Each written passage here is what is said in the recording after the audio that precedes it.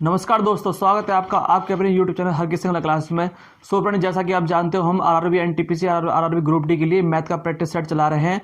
आज हमारा मैथ का प्रैक्टिस सेट 11। इससे पहले हमने 10 मैथ के प्रैक्टिस सेट अपने चैनल पे अपलोड कर दिए हैं। आप हमारे चैनल पे जाके देख सकते हैं।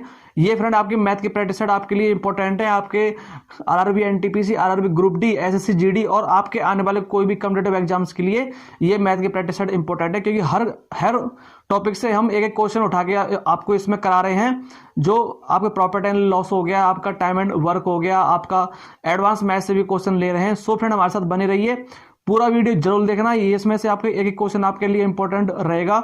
एसएससी जीडी का भी एग्जाम आने वाला है, एमपी पुलिस की भी नोटिफिकेशन आ गई, हरियाणा पुलिस का नोटिफिकेशन आने वाला है। 11 तारीख से उसके फॉर्म निकलने वाले हैं। सो फ्रेंड, आप मैथ की प्रैक्टिस अच्छी से कर लीजिए। मैथ का एक अच्छा रोल होता है, अगर अच्छे समझ में आए तो इसमें नंबर आपके अच्छे से बनते हैं। ठीक है फ्रेंड, चलिए स्टार्ट करते हैं। क्वेश्चन आपकी स्क्रीन पर शो करेगा।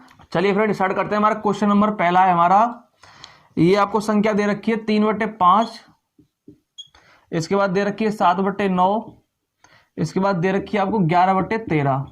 ठीक है, पूछ रहा है आपको अवरोही क्रम में व्यवस्थित कीजिए। अवरोही क्रम में,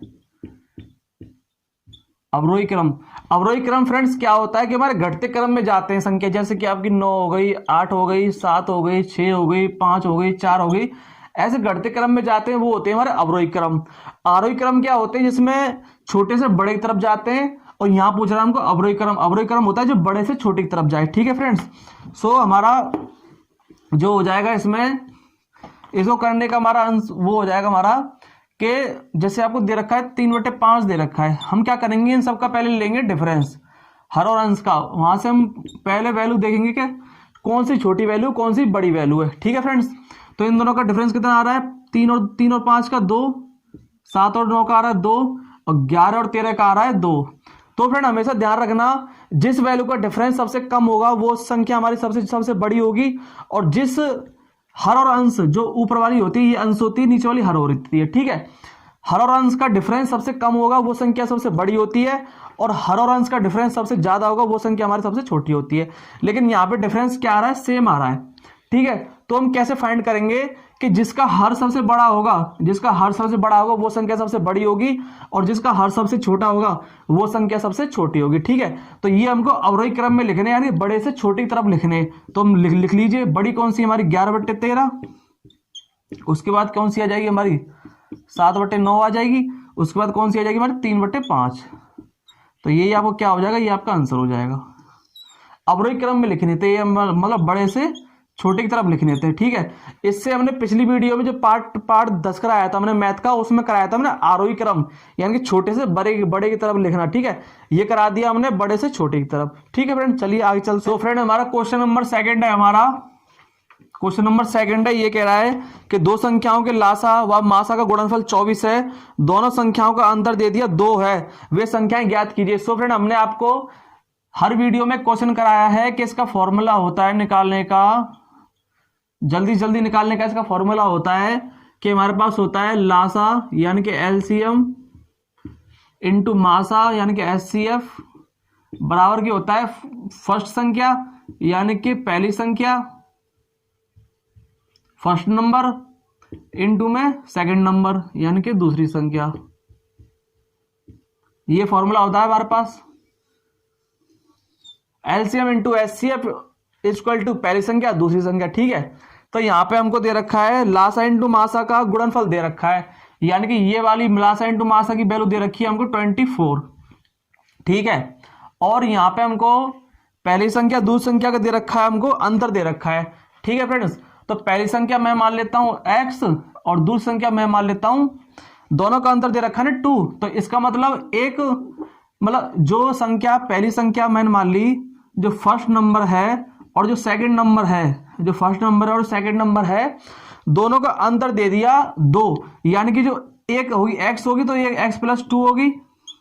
भाई दोनों का अंतर दे रखा है ना उसने 2, तो एक मैंने अगर x मान ली तो ये x+2 होगी, क्योंकि उनमें दोनों का 2 का डिफरेंस आ रहा है। ठीक है, तो हम क्या करेंगे, लासा इंटू मासा का दे रखा गुणनफल 24, एक संख्या मैंने x मान ली तो एक संख्या मैं मान लूंगा x+2, ऐसे मान सकता हूं, क्योंकि दोनों का जो अंतर दे रखा है वो दे रखा है 2, यानी कि एक या तो 2 बड़ी होगी या फिर 1 2 छोटी होगी। ठीक है, कर लीजिए, ये 24 ऐसे कैसे आएगा, इसका कर लीजिए, ये हो जाएगा एक्स स्क्वायर प्लस के 2x। ठीक है, तो इस 24 को मैं उधर ले जाऊं, ये माइनस का हो जाएगा, तो ये हो जाएगा हमारा एक्स स्क्वायर प्लस के 2x माइनस के 24, और यहाँ इस में 0 हो जाएगा। ठीक है, यहाँ इसने क्या पूछा कि वे संख्याएं ज्ञात कीजिए। वे संख्या निकाल लेंगे हम यहाँ से, 24 का फैक्टर बना लो, कैसे बनेगा, 6 को 24 बन जाएगा हमारे यहाँ से, एक्स स्क्वायर प्लस के 6x माइनस के 4x और माइनस के 24 इक्वल टू 0।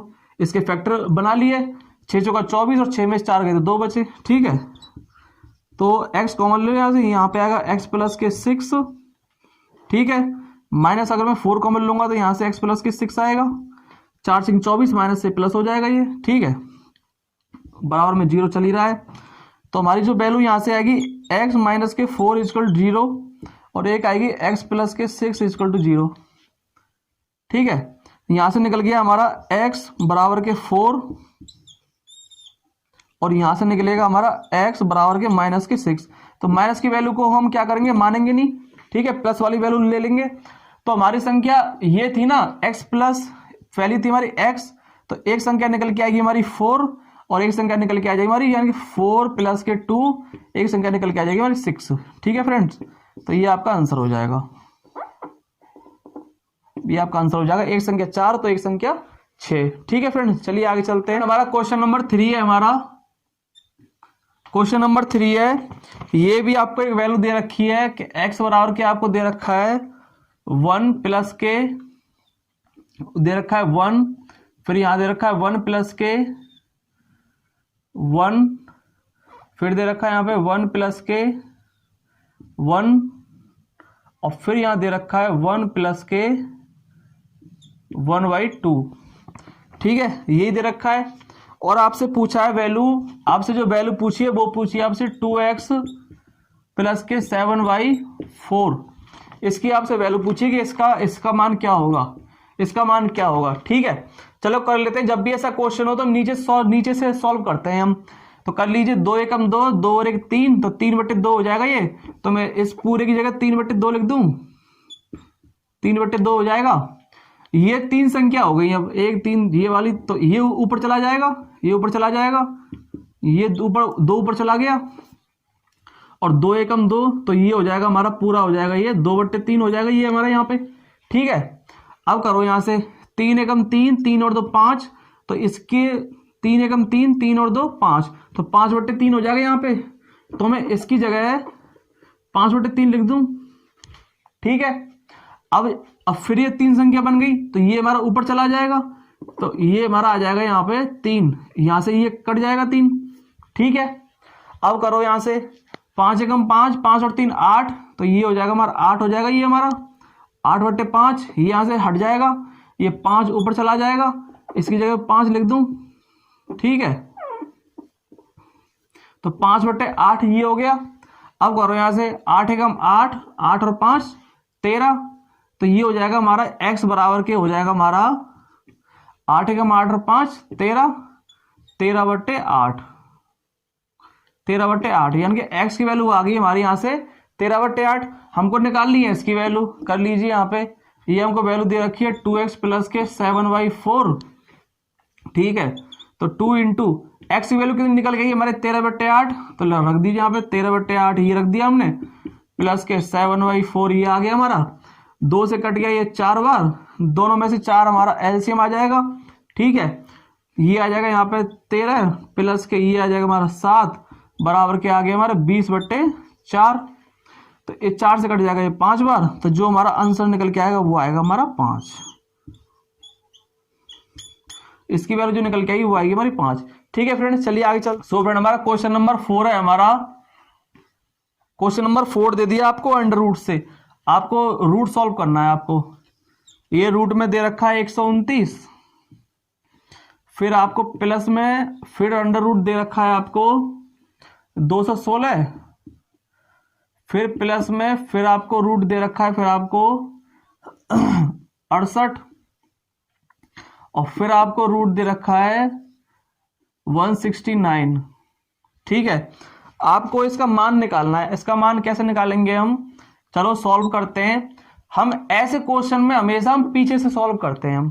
ठीक है, कर लो, अंडर रूट में, ये 129 आपको दे रखा है प्लस के अंडर रूट में, 216 दे रखा है प्लस में अंडर रूट में। इसको सॉल्व कर लो पहले। 169 किसका होता है? ये 13 का स्क्वायर होता है, ठीक है। तो स्क्वायर से हमारा ये रूट कट जाएगा, तो यहाँ पे बचेगा हमारा 68 प्लस के 13, कि ये हमारा रूट से निकल जाएगा, 13 का स्क्वायर होता है 169, ठीक है। तो कर लो इसे, ये हो जाएगा हमारा 68 और 13 कितना हो गया? 8 और 3 11, आंसर लाई 1 और 1 2 और 6 8 81, ठीक है। तो मैं इस पूरे की जगह 81 लिख दूं, मैं इसकी जगह लिख दूं मैं 81, ठीक है। तो ये हो जाएगा हमारा अंडर रूट में 129 तो है ही हमारा प्लस के अंडर रूट में, ये 216 प्लस के 81 किसका स्क्वायर होता है? 9 का स्क्वायर होता है। तो स्क्वायर से हमारा अंडर रूट कट जाएगा, तो यहाँ पे हमारा 9 बचेगा, ठीक है। तो 9 बचेगा, 216 और 9 कितने हो गए? 225 हो गए। 216 और 9 कितने हो गए? 225, और 225 हमारा किसका स्क्वायर होता है? 15 का स्क्वायर होता है। तो बराबर के हमारा आएगा यहां से निकल के अंडर रूट, फिर हमारा हो जाएगा, ये हो गया हमारा 129 प्लस के ये 15 का स्क्वायर होता है, स्क्वायर से हमारा रूट कट जाएगा, ठीक है। तो यहाँ पे हमारा 15 निकल के आ गया, इनको जोड़ लो, 9 और 5 14 की 4, हासिल लाई 1 2 और 2 4 और 1 हमारा है ही है, ठीक है। तो 144 हमारा किसका स्क्वायर होता है? 12 का स्क्वायर होता है, तो स्क्वायर से रूट कट जाएगा, तो जो हमारा आंसर निकल के आएगा वो निकल के आ गया हमारा 12। हमने ये सारे रूट सॉल्व करे तो हमारा 12 आंसर निकल के आ गया, ठीक है। सो फ्रेंड हमारा क्वेश्चन नंबर 5 है, ये कह रहा है एक कक्षा में ए तथा बी दो गुट हैं जिनमें क्रमशः 42 तथा 28 छात्र हैं, ठीक है। एक हमारा ए है, ए जो हमारा गुट है उसमें है हमारे 42 छात्र, और एक हमारा जो बी है इसमें है हमारे 28 छात्र, ठीक है। कह रहा है कि गुट ए का औसत भार 25 किलोग्राम है। मतलब जो 42 छात्र हैं ना, सबको उसने क्या किया कि उसने जो 42 छात्र हैं जो उनका एवरेज दे दिया, इनका जो एवरेज दे दिया यानी कि औसत दे दिया, उनका औसत जो वेट दे दिया उनका, वो दे दिया उन्होंने 25 किलोग्राम, यानी कि जो 42 छात्र हैं वो 25-25 किलोग्राम के हैं, ठीक है। कह रहा है गुट बी का 40 किलोग्राम है, और जो गुट बी है हमारा, ये जो 28 छात्र हैं ये 42 किलोग्राम के हैं, मतलब 42 किलोग्राम के 28 छात्र हैं, ठीक है। तो कह रहा है कि तो कक्षा के सभी छात्रों का औसत भार कितना होगा? सभी का निकालना है, यानी कि 42 और 28 टोटल कितने छात्र हो गए हमारे पास? भाई 42 और 28 कितने हो गए? 70 हो गए हमारे पास टोटल छात्र। जो हमारे पास टोटल छात्र हैं वो कितने हो गए हमारे पास? 70। अब 70 का आपको औसत निकालना है, तो औसत हम कैसे निकालेंगे? इसका या तो बेसिक से कर लो, इन दोनों का इंटू कर लो पहले। भाई पहले 42 छात्रों का योग निकाल लो, पहले 42 का योग निकाल लो। इनका योग कैसे निकालेंगे? 42 इंटू 25, 25 दूनी 50, आंसर लगी 5, 25 चौके 100 और 5 105, ठीक है। तो 42 का जो योग है वो निकल के आया हमारे पास 1050, और यहाँ से इसका 28 छात्रों का योग निकल के आएगा हमारे पास 28 दूनी होते हैं 56, आंसर लगी 5, 56 दूनी 112 और 5 117। जो हमारे 28 छात्र हैं उनका योग ये निकल के आ गया, ठीक है। टोटल योग को जोड़ दो, यानी कि 1050 प्लस के 1176, ये हो जाएगा हमारा 6, 7 और 5 12, आंसर लगी 1 और 1 2 और 1 और 1 2, यानी कि आपके टोटल जो वेट निकल के आया भाई 28 छात्र, जो 42 छात्रों का योग निकल के आया वो निकल के आया हमारा 1050। जो कुल वेट है 28 छात्रों का कुल वेट निकल के आया हमारा 1176। दोनों का वेट, दोनों क्लास के जो छात्र हैं उनको हमने टोटल वेट निकाल लिया 2226। अब उसका पूछा है कि 70 जो टोटल छात्र हैं उनका औसत क्या होगा? औसत हम कैसे निकालते हैं? जो हमारा औसत एवरेज जो निकलता है हमारा, ये आपको पता होगा इसका फॉर्मूला, जो औसत निकलता है वो निकलता है कि संख्याओं का योग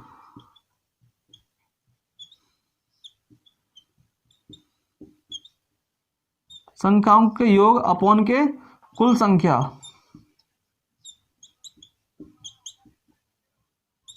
अपॉन के कुल संख्या, ये इसका फॉर्मूला होता है औसत का, एवरेज का। ठीक है, हमको एवरेज निकालना है, यानी कि हमको क्या करना है, हमको औसत निकालना है। तो कैसे करेंगे हम, संख्याओं का योग। तो टोटल योग हमारे पास कितना निकल के आया, 2226। ठीक है, और टोटल छात्र कितने हैं उसमें, ये दे रखे हैं ना 70 छात्र। तो टोटल छात्र कितने हमारे पास, 70 हैं। ठीक है, तो हम कैसे करेंगे, अब इसको 70 से काट लो, इसे 7 से काटो, इसे 7 या 21, बचा 1, 7 एकम 7, बचे 5, 7 8 56, और 7 से कट जाएगा ये 10 बार, तो पॉइंट ये आ गया। तो आपका जो राइट आंसर निकल के आएगा वो आएगा 31.8। ठीक है फ्रेंड्स, ये आपका राइट आंसर हो गया कि टोटल छात्रों का औसत निकल के आया हमारे पास 31.8। ठीक है फ्रेंड्स, चलिए आगे चलते हैं। चलिए फ्रेंड आगे करते हैं, हमारा क्वेश्चन नंबर 6वां है हमारा। क्वेश्चन नंबर 6 है, ये आपके कह रहा है कि 738 रुपए को ABC में इस प्रकार वितरित किया गया है कि उनका अनुपात इतना है। उनको अनुपात दे दिया 2:3:4 है, तो ना उनमें B का हिस्सा कितना होगा। मतलब कि A/B और A/C, यानी कि ABC को जो रुपये बांटे हैं वो बांटे हैं 2,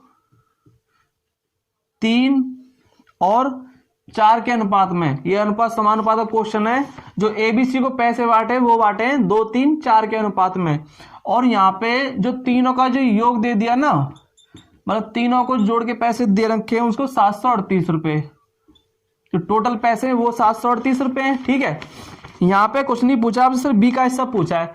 तो B का हिस्सा हम कैसे निकालेंगे कि B का हिस्सा दे रखा है यहाँ पे 3, B का हिस्सा दे रखा है यहाँ पे 3, और हमको टोटल में से B का हिस्सा निकालना है। तो टोटल कितना है यहाँ पे, ये 4 और 3 7 और 2 9, तो 9 करेंगे हम नीचे, इनटू में टोटल कितने पैसे हैं उसके पास 738 रुपए। तो यहां से हम B का हिस्सा निकाल लेंगे। तो कैसे निकलेगा, 9 से कटेगा 9 8 72, 9 दूनी 18, बराबर के जो B का हिस्सा है, B का हिस्सा निकल जाएगा यहाँ से 3 दूनी 6 और 8 तिया 24। तो 246 रुपये मिलेंगे किसको, B को। ठीक है फ्रेंड, जब भी फ्रेंड ऐसा रेशो का क्वेश्चन हो और आपसे किसी का हिस्सा पूछे तो क्या करते हैं, जिसका हिस्सा पूछा है उसको ऊपर लिखते हैं, टोटल जितने हैं उनको सबको जोड़ के नीचे लिख देते हैं, और जितने में से उसको हिस्सा देना है वो संख्या इंटू में करके काट पीट के हमारा वहां से आंसर निकल जाता है। ठीक है फ्रेंड आए करते हैं क्वेश्चन नंबर 7 है हमारा। क्वेश्चन नंबर 7 है, ये कह रहा है कि चीनी के मूल्य में 20% की वृद्धि होती है, चीनी की खपत कितने % कम की जाए ताकि उस पर होने वाला खर्चा पहले जितना ही रहे। ठीक है फ्रेंड, सो फ्रेंड हमने मान लिया कि चीनी का जो पहले मूल्य था ना, ये हमने मान लिया कि चीनी का मूल्य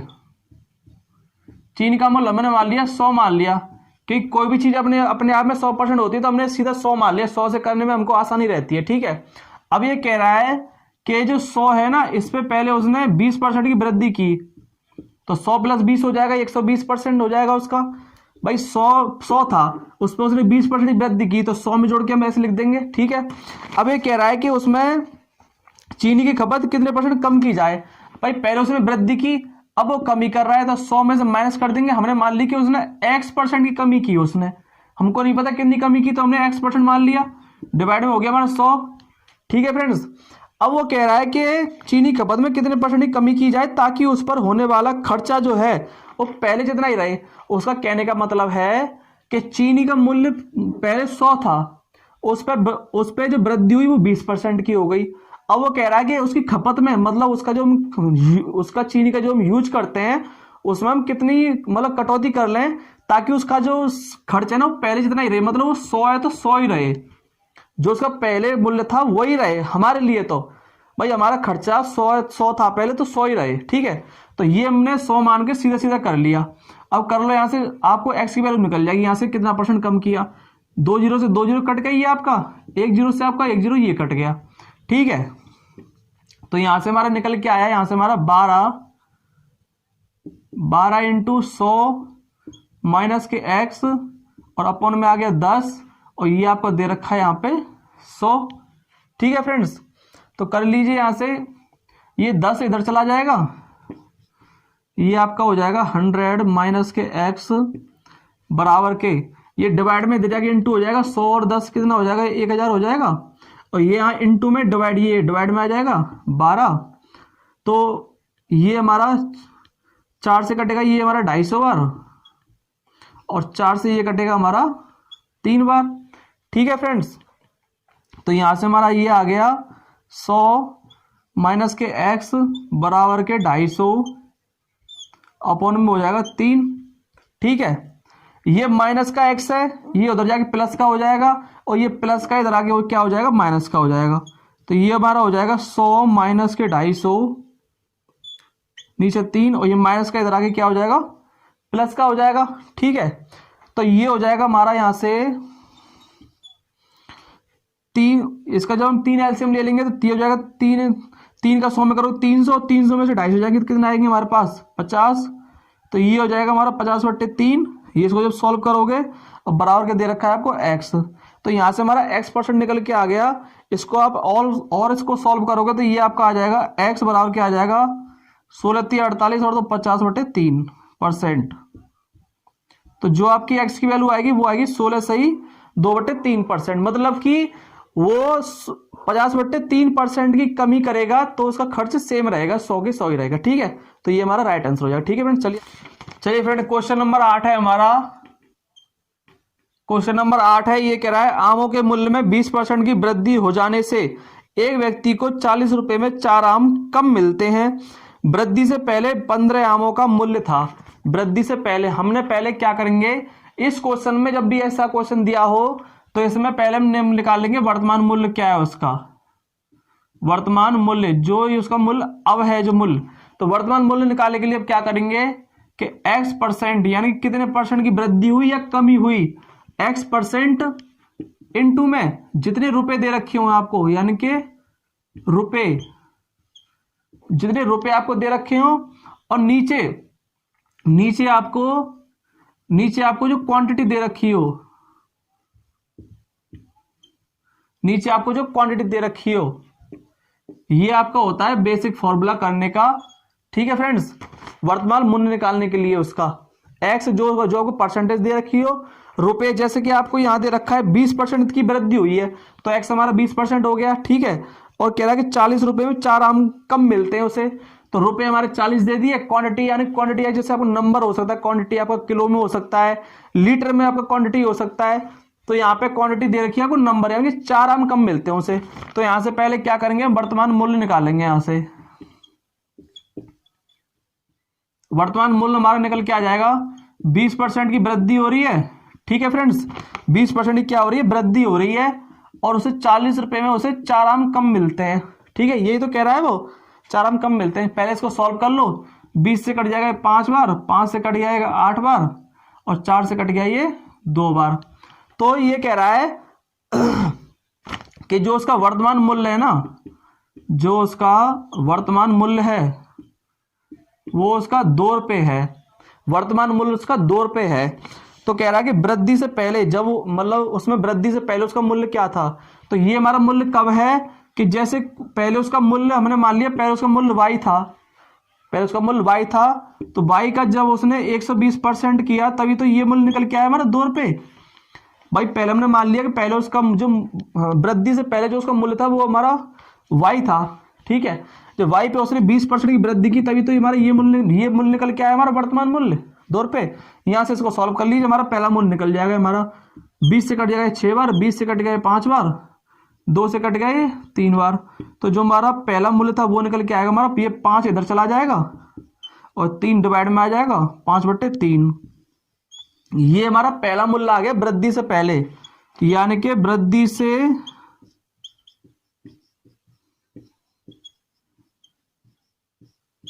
पहले मूल्य, ये हमारा वृद्धि से पहले मूल्य आ गया। उसको 15 आमों का मूल्य चाहिए। भाई एक आम का मूल्य 5/3 है, एक आम का मूल्य दे दिया उसने 5/3, तो 15 आम का मूल्य कैसे निकालेंगे, 5/3 इंटू में कर देंगे हम 15, 3 से कट जाएगा 5 बार, तो 25 हो जाएगा। तो अब जो 15 आमों का जो मूल्य आएगा, 15 आमों का मूल्य आएगा वो आएगा हमारे पास 25। ये आपका राइट आंसर हो जाएगा। ठीक है फ्रेंड, ये हमारा आंसर हो गया। चलिए फ्रेंड, हमारा नेक्स्ट क्वेश्चन है, क्वेश्चन नंबर 9 है हमारा। ये कह रहा है किसी धनराशि पर 5% वार्षिक ब्याज की दर से 2 वर्ष के साधारण ब्याज और चक्रवर्ती ब्याज का अंतर 15 है, तब वह धनराशि होगी। ठीक है फ्रेंड्स, आपको यहां से रेट दे रखी है आपको 5%, इसके बाद आपको टाइम दे रखा है आपको 2 वर्ष, और आपको जो साधारण ब्याज और चक्रवर्ती ब्याज का अंतर दे रखा है, यानी कि आपको SI यानी कि सिंपल इंटरेस्ट साधारण ब्याज और कंपाउंड इंटरेस्ट यानी कि चक्रवर्ती ब्याज दोनों का अंतर दे रखा है आपको 15। ये आपको अंतर दे रखा है। ठीक है, आपसे धनराशि पूछी है, यानी कि आपसे मूलधन पूछा है, आपसे मूलधन क्या होगा, यानी कि प्रिंसिपल वैल्यू क्या होगी, प्रिंसिपल वैल्यू पूछी है। तो प्रिंसिपल वैल्यू निकालने के लिए हमारे पास फॉर्मूला होता है, मूलधन निकालने के लिए होता है कि SI माइनस CI दोनों का डिफरेंस, जो आपको साधारण ब्याज चक्रवृद्धि ब्याज का अंतर दे रखा हो, इनटू में अगर आपसे 2 वर्ष के लिए बोले तो 2 वर्ष के लिए निकालने के लिए करते हैं हम 4 जीरो, और नीचे करते हैं हम जो हमारी रेट दे रखा है ना, रेट का स्क्वायर, दर का स्क्वायर, दर का स्क्वायर। जब आपको पूछे, ये हमारा फॉर्मूला होता है, बेसिक फॉर्मूला। जब आपसे 2 वर्ष के लिए बोले, 2 वर्ष के लिए, ठीक है फ्रेंड, 2 वर्ष के लिए बोले तो हमारा ये फॉर्मूला होता है। चलिए कर लीजिए, यहां से हमारी प्रिंसिपल वैल्यू निकल के आ जाएगी। यहां से हमारी SI माइनस CI कितना दे रखा है हमको, 15 दे रखा है, इनटू में 4 जीरो हो जाएंगी यहाँ पे, और नीचे रेट कितना दे रखा है हमको 5, तो 5 का स्क्वायर क्या होता है हमारे पास 25 होता है। 5 से कट गया ये 5 बार, 5 से कट गया ये 3 बार, 5 से कट गया ये 20 बार, 200 आ गया, और 230 कितने हो जाएंगे हमारे पास 600 हो जाएंगे। तो जो हमारी प्रिंसिपल वैल्यू निकल के आएगी वो हमारी निकल के आएगी मूलधन हमारा 600 रुपये। ये हमारा आंसर हो जाएगा। तो प्रिंसिपल वैल्यू हमारी क्या निकल के आ गई 600। चलिए फ्रेंड आगे करते, क्वेश्चन नंबर 10 है हमारा। ये आपका ट्रिगोनोमेट्री का क्वेश्चन है। आपको दे रखी है sin 25 डिग्री, फिर दे रखी है आपको cos 65 डिग्री, और प्लस की आपको दे रखी है फिर cos 25, और दे रखी है आपको sin 65। ठीक है, और आपसे जो वैल्यू पूछी है वो पूछी है tan स्क्वायर 70, और आपको दे रखा है फिर कोसेक स्क्वायर 20। ठीक है, का मान क्या होगा, मतलब इसकी वैल्यू निकालनी है। ठीक है, चलिए फ्रेंड कर लेते हैं। ये ट्रिगोनोमेट्री का क्वेश्चन है, और ये वो 90 प्लस थीटा 90 माइनस थीटा वहां से निकल जाएगा ये क्वेश्चन बड़ी आसानी से। ठीक है, जो साइन 90 माइनस थीटा हमारा कॉस में चेंज होता है आप जानते हो, या कॉस 90 माइनस थीटा हमारा साइन में चेंज होता है, और हमारा टेन हमारा कोट में चेंज होता है, कोसेक हमारा सेक में चेंज होता है 90 माइनस थीटा में। तो वही से क्वेश्चन बन जाएगा। तो पहले हम इसको बना लेते हैं, हमारा इसको साइन को तोड़ लेता हूं मैं। अगर मैं साइन को कर दूं 90 माइनस के 65 डिग्री कर दूं, साइन 90 डिग्री, 90 में से 65 जाएंगे तो 25 बचेंगे। ठीक है, डॉट में इनटू में हमारा cos 65 हमारा दे रखा है। ठीक है, प्लस में अगर मैं इसको cos 25 को मैं इसको मैं ऐसे लिख सकता हूं 90 माइनस के 65। ठीक है, क्योंकि 90 में से 65 जाएंगे तो 25 बचेंगे हमारे पास। ठीक है, और हमारा साइन 65 हमारा दे रखा है, साइन 65 हमारा दे रखा है, अपॉन में ये 10 दे रखा है, 10 स्क्वायर 70 दे रखा है। तो मैं इसको ऐसे लिख सकता हूं 10 स्क्वायर 90 माइनस के 20 भाई 90 में से 20 जाएंगे तो हमारे 70 बचेंगे। ठीक है, माइनस के ये मान को कोसेक दे रखा है, कोसेक स्क्वायर 20 दे रखा है हमको। ठीक है, तो साइन 90 माइनस थीटा क्या होता है हमारा कॉस थीटा होता है। साइन 90 माइनस थीटा हमारा क्या होता है कॉस थीटा। तो मैं इसको लिख सकता हूं cos 65 डिग्री इस वाले को। ठीक है, और इनटू में cos 65 डिग्री दे रखा है हमको पहले से ही, प्लस के cos 90 माइनस थीटा क्या होता है हमारे पास साइन थीटा होता है। तो साइन 65 डिग्री इसको लिख दूं, इनटू में साइन 65 आपको दे रखा है, अपॉन में ये हो जाएगा हमारा tan 90 माइनस थीटा होता है हमारा cos थीटा। तो मैं इसकी जगह क्या लिख दूं, cot स्क्वायर 20 और माइनस के कोसेक स्क्वायर 20। ठीक है फ्रेंड्स, ये हो गया। तो जो हमारा ये हो जाएगा हमारा cos स्क्वायर थीटा और प्लस के साइन स्क्वायर थीटा। हो गया ना भाई, ये cos थीटा और cos थीटा क्या हो जाएगा, cos स्क्वायर थीटा हो जाएगा। ये cos थीटा अपन cos थीटा क्या होता है हमारे पास, यानी कि cos स्क्वायर 65 डिग्री प्लस के साइन 65 डिग्री अपॉन में ये दिए दे रखा है हमको cot स्क्वायर 20 डिग्री माइनस के कोसेक स्क्वायर 20 डिग्री। ठीक है, तो हम जानते हैं फ्रेंड्स, जो हमारा ये हमारा स्क्वायर में बन रहा था ना, ये हमारा कि cos स्क्वायर और साइन स्क्वायर हो जाएगा हमारा। ठीक है, तो साइन स्क्वायर थीटा प्लस के cos स्क्वायर थीटा हमारा क्या होता है, 1 होता है। तो ऊपर वाली वैल्यू हमारी क्या हो जाएगी, 1। और cot स्क्वायर थीटा माइनस के कोसेक स्क्वायर थीटा ये भी हमारा क्या होता है, 1 होता है, क्योंकि हमारा वहां से फॉर्मूला निकलता है कोसेक स्क्वायर थीटा बराबर निकलता है हमारा 1 प्लस के cot स्क्वायर थीटा। तो वहां से हमारा निकल जाएगा cot स्क्वायर थीटा माइनस के कोसेक स्क्वायर थीटा बराबर क्या हो जाएगा हमारा 1 हो जाएगा। लेकिन ये 1 हमारा होगा माइनस में होगा, ये 1 हमारा किस में होगा, ये माइनस में होगा, क्योंकि हम जानते हैं कि हमारा ये होता है 1 प्लस के tan स्क्वायर 1 प्लस के cot स्क्वायर थीटा, जो 1 प्लस के हमारा cot स्क्वायर थीटा होता है, ये होता है हमारा कोसेक स्क्वायर थीटा के बराबर क्या होता है। ठीक है, तो अगर मैं इसको cot स्क्वायर थीटा को उधर ले जाऊंगा, यानी कि कोसेक स्क्वायर थीटा माइनस के cot स्क्वायर थीटा ये ले जाऊंगा मैं, लेकिन यहाँ पे उल्टा दे रखा है, यहाँ cot स्क्वायर थीटा माइनस के कोसेक स्क्वायर थीटा दे रखा है। तो मैं इसको कैसे लिखूंगा, इसको मैं लिखूंगा कोसेक स्क्वायर थीटा माइनस के cot square theta. Minus common लेना पड़ेगा इसमें, जब ये बनेगा हमारा ये माइनस का प्लस हो जाएगा और ये प्लस का माइनस हो जाएगा। तो यहां से हमारा निकल के आएगा 1 अपॉन के माइनस के 1। तो हमारा आंसर जो आएगा वो आएगा हमारा माइनस के 1। ठीक है फ्रेंड्स, ये आएगा हमारा, ये कुछ नहीं था, बस हमने 90 माइनस थीटा की फॉर्म में हमने खोल लिया है। ठीक है फ्रेंड्स, और जैसे सॉल्व होते गए वैसे वैसे सॉल्व किए। हमारा ट्रिगोनोमेट्री पूरा फॉर्मूले पे बेस होता है, जितने फॉर्मूले आपको याद होंगे उतने आप ट्रिगोनोमेट्री के क्वेश्चन निकाल सकते हो। सो फ्रेंड, ये था हमारा आज का लास्ट क्वेश्चन। आज के लिए इतना ही। टॉप 10 क्वेश्चन कराए हैं, हर टॉपिक से एक क्वेश्चन कराया है, जो आपके एग्जाम पॉइंट ऑफ व्यू से इंपॉर्टेंट है। आपके आरआरबी एनटीपीसी के एग्जाम चल रहे हैं, ग्रुप डी के एग्जाम आने वाले हैं, हरियाणा पुलिस का नोटिफिकेशन आ गया है, यूपी पुलिस के एग्जाम, एमपी पुलिस के एग्जाम। सो फ्रेंड, मैथ का प्रैक्टिस हम ऐसे चलाते रहेंगे। अगर आपको वीडियो हेल्पफुल लगी हो तो अपने फ्रेंड साथ शेयर करना। हर के सिंगला क्लास पर नहीं हो तो इस चैनल करना, लाइक करना, शेयर करना, कमेंट्स करना। Thank you friends.